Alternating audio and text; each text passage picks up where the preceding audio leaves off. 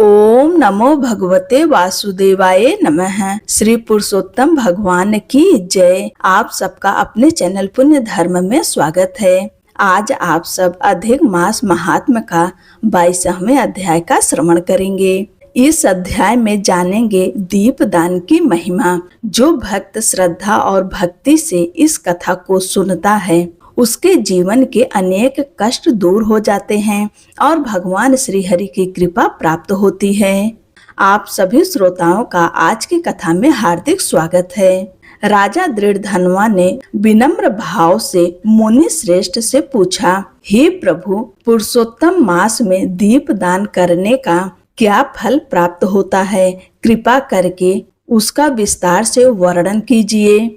तब श्री नारायण बोले, राजा के ऐसे विनीत वचन सुनकर महर्षि वाल्मीकि अत्यंत प्रसन्न हुए और बोले, राजन, अब तुम पाप नाशनी कथा सुनो। इस कथा के श्रवण मात्र से मनुष्य के बड़े बड़े संकट दूर हो जाते हैं। प्राचीन काल में स्वभाग्य नाम का एक सुंदर नगर था। वहाँ चित्रबाहु नामक राजा राज्य करता था। वह सत्यवादी, धर्मात्मा, दयालु, सूरवीर, क्षमाशील और भगवान श्री कृष्ण का अनन्य भक्त था। उसकी बुद्धि अत्यंत निर्मल थी। वह सदा भगवान की कथा सुनने में आनंद अनुभव करता था। उसकी प्रजा सुखी थी और राज्य धन धान्य से परिपूर्ण था। उसकी पत्नी चंद्रकला नाम की पतिव्रता रानी थी। वह भागवत भक्ति में लीन रहने वाली, सदाचारिणी और अत्यंत सुशील थी। राजा और रानी दोनों श्री कृष्ण के अतिरिक्त किसी अन्य देवता को नहीं जानते थे। एक दिन महर्षि अगस्त्य वहां पधारे। राजा चित्रबाहु ने उन्हें दूर से आते देखकर दंडवत प्रणाम किया और अत्यंत श्रद्धा से उनका स्वागत किया। पूजा करके उन्हें आसन दिया और हाथ जोड़कर विनम्रता से बोला, हे मुनिवर, आज मेरा जन्म सफल हो गया। मेरा राज्य, मेरा महल और मेरा जीवन धन्य हो गया, क्योंकि आपके चरण मेरे घर पधारे हैं। आपके दर्शन से मेरे सारे पाप नष्ट हो गए। हे प्रभु, यह संपूर्ण राज्य आपका है। वैष्णवों को दिया गया थोड़ा सा दान भी सुमेरु पर्वत के समान महान फल देता है। जो मनुष्य दिन भर में एक कौड़ी भी किसी भगवत भक्त ब्राह्मण को दान नहीं देता, उसका वह दिन व्यर्थ जाता है। ऐसा वेदों और देवताओं का मत है। जो भी ब्राह्मण भगवान विष्णु का भक्त हो वह पूजनीय है। मन, वचन और कर्म से उसका सम्मान करना चाहिए। जब तक सूर्य उदित नहीं होता तब तक तारों की शोभा रहती है। उसी प्रकार जब तक वैष्णव भक्त नहीं आते तब तक अन्य लोगों की महिमा अधूरी रहती है। हे मुनि श्रेष्ठ, जिस राज्य का राजा हरि भक्त न हो उस राज्य में निवास नहीं करना चाहिए। वैष्णव रहित राज्य वन के समान दुखदायी होता है। राजा के ऐसे मधुर और धर्म युक्त वचन सुनकर महर्षि अगस्त्य अत्यंत प्रसन्न हुए और बोले, हे राजन, तुम वास्तव में धन्य हो। तुम्हारी प्रजा धन्य है, क्योंकि तुम जैसे भगवत भक्त राजा उसकी रक्षा करते हैं। भगवान श्री कृष्ण तुम्हारे ऊपर सदैव प्रसन्न रहें।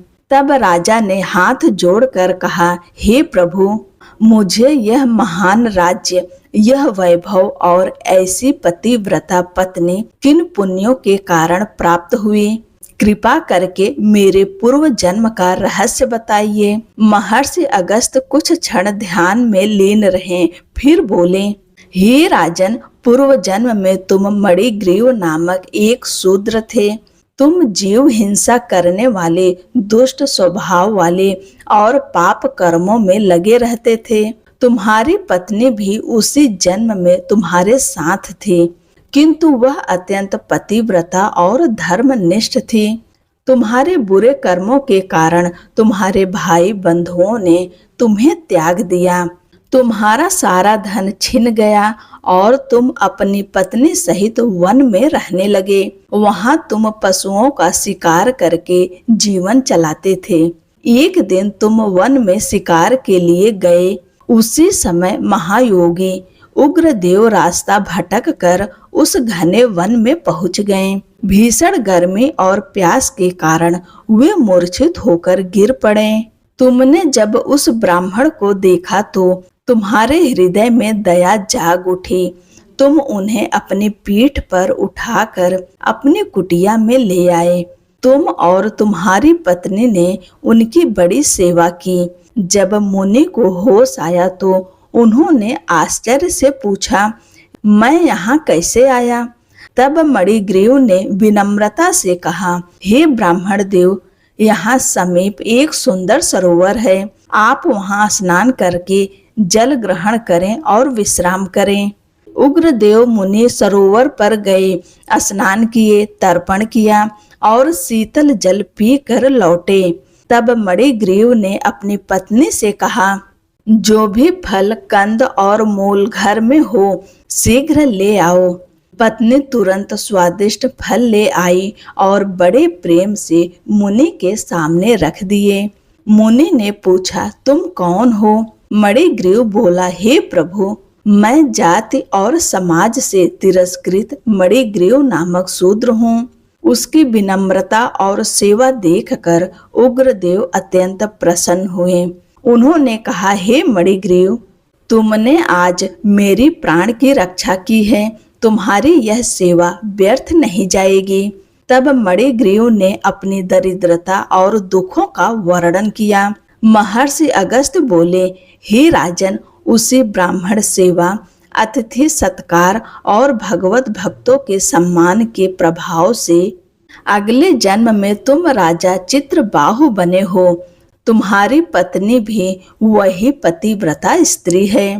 पुरुषोत्तम मास में दीपदान, संत सेवा और हरि भक्ति से मनुष्य के समस्त पाप नष्ट हो जाते हैं। अब आप सब श्रीमद् भगवत गीता के 12 अध्याय का महात्म्य सुनिए। दक्षिण दिशा में कोल्हापुर नाम का एक महान नगर था। वहाँ महालक्ष्मी जी का प्रसिद्ध पीठ था। करोड़ों तीर्थ और अनेक शिवलिंग वहाँ विद्यमान थे। वह स्थान भोग और मोक्ष देने वाला माना जाता था। एक दिन एक सुंदर राजकुमार वहाँ पहुँचा। उसने महालक्ष्मी जी के दर्शन किए, स्नान किया और पितरों का तर्पण करके देवी की स्तुति करने लगा। हे जगन माता, आप समस्त संसार की पालन करता हैं। ब्रह्मा, विष्णु और महेश भी आपकी शक्ति से कार्य करते हैं। आप ही ज्ञान शक्ति, इच्छा शक्ति और क्रिया शक्ति हैं। हे माता, आप भक्तों की सभी मनोकामनाएं पूर्ण करने वाली हैं। मैं आपको बारंबार प्रणाम करता हूँ। राजकुमार की स्तुति से प्रसन्न होकर महालक्ष्मी जी प्रकट हुई और बोली, वत्स, वर मांगो। राजकुमार बोला, माँ, मेरे पिता अश्वमेघ यज्ञ कर रहे थे, परंतु उनका देहांत हो गया। यज्ञ का घोड़ा भी चोरी हो गया। कृपा करके ऐसा उपाय बताइए जिससे मेरा यज्ञ पूर्ण हो सके। महालक्ष्मी जी बोली, मेरे मंदिर के समीप सिद्ध समाधि नामक एक महान ब्राह्मण रहते हैं। वे तुम्हारा कार्य पूर्ण करेंगे। राजकुमार उनके पास गया और प्रणाम किया। सिद्ध समाधि मुनि ने देवताओं का आवाहन किया और यज्ञ का घोड़ा तुरंत वहां उपस्थित हो गया। राजकुमार ने आश्चर्यचकित होकर पूछा, हे ब्राह्मण देव, आपको यह अलौकिक शक्ति कैसे प्राप्त हुई? तब सिद्ध समाधि बोले, मैं प्रतिदिन श्रद्धा से श्रीमद् भगवत गीता के 12 अध्याय का पाठ करता हूँ। उसी के प्रभाव से मुझे यह दिव्य सिद्धि प्राप्त हुई है। श्री नारायण बोले, जो मनुष्य श्रद्धा और भक्ति से गीता के 12 अध्याय का पाठ, श्रवण और मनन करता है, वह अंत में भगवान विष्णु के परम धाम को प्राप्त होता है। जो पुरुषोत्तम मास में दीपदान करता है, संतों की सेवा करता है, भगवान का नाम जपता है और कथा सुनता है, उसके जीवन के पाप नष्ट हो जाते हैं तथा उसके घर में सुख, शांति और समृद्धि का वास होता है। इसी के साथ आज की यह पावन कथा यहीं पर पूर्ण होती है। यदि आपको यह कथा पसंद आई हो तो भगवान श्री राधा कृष्ण का स्मरण अवश्य करें और कमेंट बॉक्स में ओम नमो भगवते वासुदेवाय नमः या फिर जय श्री राधे कृष्ण अवश्य लिखें।